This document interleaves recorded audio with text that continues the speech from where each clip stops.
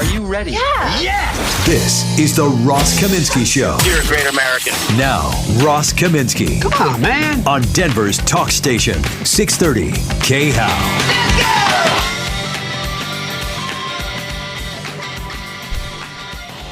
Shannon's given me a very funny look to start the show. Good morning, everybody. Hello, Shannon. You doing okay today? I haven't even had really chance to say hello. Well, you had to run back to your car. So look, my brain is a barely functioning device. I have no idea how I do this show every day, but my short-term memory in particular is just, oh gosh.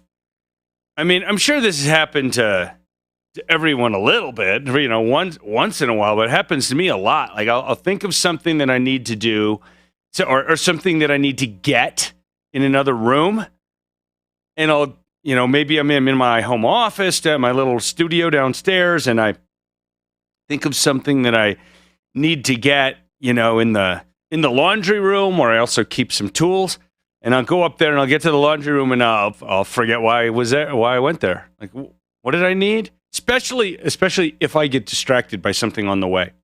Now, this morning wasn't exactly that same situation, so maybe once a week, because I am just, I don't know if you know this about me, but I am an absolute health nut.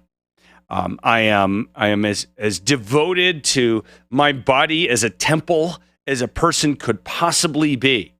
And that's why I've been to the gym at least once in the past year. And it's why I sometimes have what I like to call the breakfast of champions. Shannon, I don't know if are we up on video yet?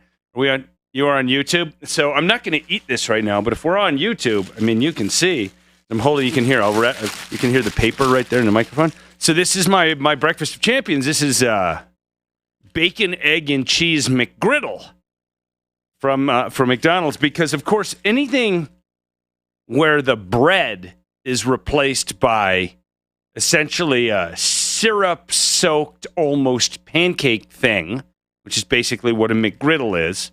I mean, that's got to be good for you, right? Syrup is one of the major food groups, and then my iced tea, half sweet, half not. And so once a week, I go there and I get one of these breakfast sandwiches and a large iced tea, half sweet, half not. And I use the McDonald's app on my iPhone, which right now has a deal for a breakfast sandwich for $1. So the pair of things is $2.09. And so I hand them two $1 bills and a dime and move up to the next window.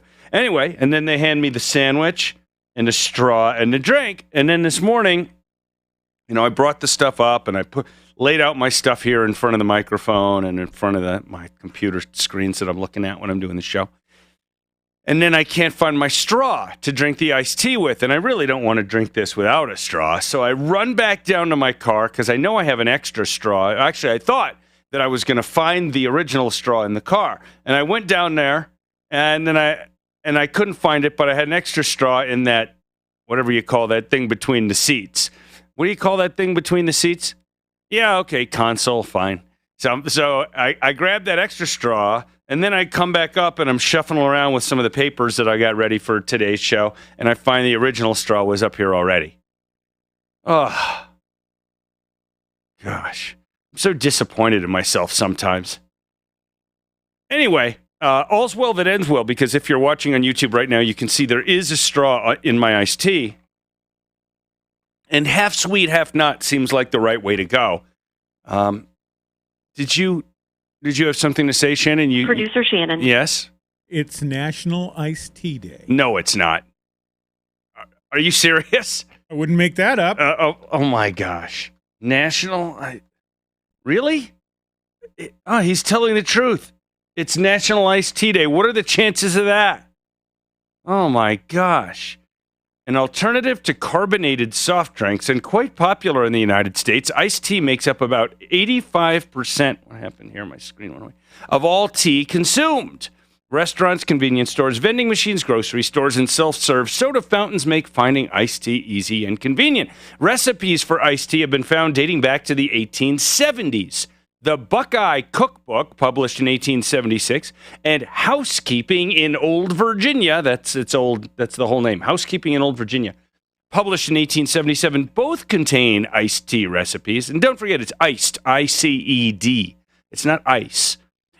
It's believed, however, that iced tea started to appear in the United States in the 1860s and became widespread in the 1870s. During that time, hotels offered iced tea in their menus, and railroad stations offered the beverage as well. In 1904, the beverage was introduced at the World's Fair in St. Louis, causing its popularity to explode. Wow. Ooh, Shannon, we missed this. What day was this? Oh my gosh, Shannon, we missed it. Monday was National Chocolate Ice Cream Day?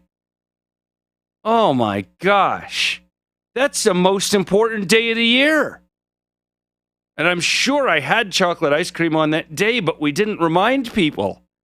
And oh man, I feel like I let you down. I mean, I'm talking about how important health and nutrition and a good diet is, and I forgot to remind you on National Chocolate Ice Cream Day about one of the most important things you can do, along with getting enough vitamins, getting enough sun for vitamin D, right? Getting some exercise and then chocolate ice cream. And I didn't remind you on National Chocolate Ice Cream Day. Oh, I should just, it's that kind of day. I should just leave right now. Shannon, can you do the show if I go?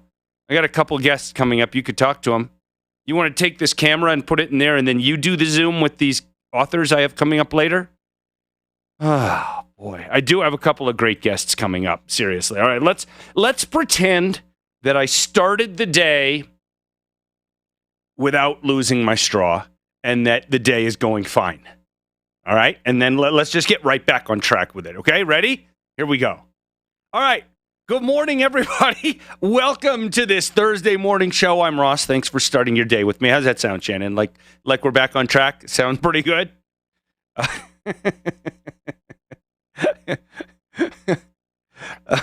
All right, we got some great guests coming up today, about an hour from now. Sam Kean is a really interesting author, and I'm telling you, this may be the first time in 5.5 years of being the morning show host on KHOW that I have asked an author to come join me on the show for a book that wasn't a new book, a book that's a couple years old, because I enjoyed it so much. And he's going to have a new book coming out in a few months, and we'll have him back when that comes out. But his book is called The Bastard Brigade, and it is a history, but a very, very entertaining, it reads almost like a novel, of a bunch of people who worked for the American government during World War II to try to sabotage the Nazis' efforts to create a nuclear weapon, including their efforts to try to find famous physicists and keep them away from the Nazis. A really interesting book. And then, coming up at 8:05, we've got Christina Hillsberg, whose new book is called License to Parent. Producer Shannon, we need to be prepared for bumper music for the 8:05 segment with some James Bond theme. She and her husband are both former CIA agents, and this book is about using CIA skills as a parent and how she has implemented some of these things and taught her kids, and especially how her husband, who is more of the active spy type, taught her kids based on that kind of stuff. All right. We got a lot of other stuff to do today. First of all, this is just a fun little story. We're going to do two energy-related stories right here. The Sierra Club decided that they would protest the the Western Energy Alliance, and the Colorado chapter of the Sierra Club doesn't like oil and gas, apparently. So they decided that they were going to protest against the Western Energy Alliance that was having a golf outing earlier this week. And the way they did it was to fly an airplane over the Western Energy Alliance's golf outing And then they sent out a tweet about their protest, but then they deleted the tweet after a bunch of people pointed out to them that they were protesting fossil fuels by using an airplane that requires fossil fuels to fly around. And so, oh my gosh. And so now actually when you go to the Sierra Club, the Colorado Sierra Club's Twitter feed, where they used to have that tweet of their protest over the oil and gas group's event, that tweet has been deleted. You know, this is the thing. When you're just so mindless and moronic that your goal in life is to end the production of the substances that made modern, convenient, comfortable life possible, well, you're brain dead enough that you won't realize your own hypocrisy, right? You're fighting against the things that let people drive to work and cook their food and heat their homes or cool their homes this time of year. And you know, all these things, get on an airplane and take a vacation. You hate all of those things. And so when your cult is as disconnected from reality as you must be to be part of a group like, you know, Sierra Club, or there are worse groups than Sierra Club. There are parts of Sierra Club that, you know, care about the environment and, you know, making sure that the mountains and lakes and rivers are clean and stuff like that. But the real cultish part of these groups, where they're just against fossil fuels, they're so moronic. And anybody who is part of a group whose goal is to eliminate the use of fossil fuels, they should really be ashamed of themselves, right? And they should be ridiculed at every turn. And I'm saying, even if it's your aunt, you know, you should ridicule her about this until they stop. And don't back down. And don't let them say, oh, you don't care about the planet. Like, the bottom line is this: these environmentalists, they don't really care about the planet. They just hate people. Pretty much that's what it's about. They hate people.